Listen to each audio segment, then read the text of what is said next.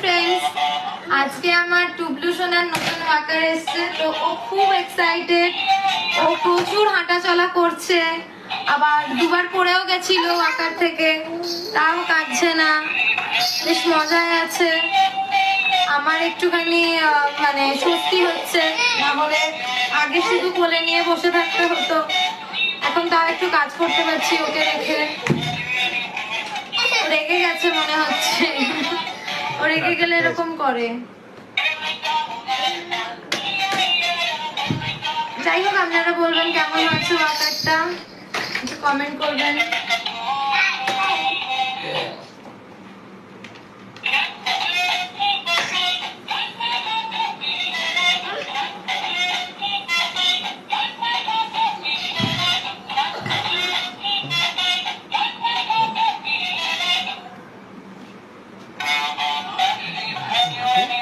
What?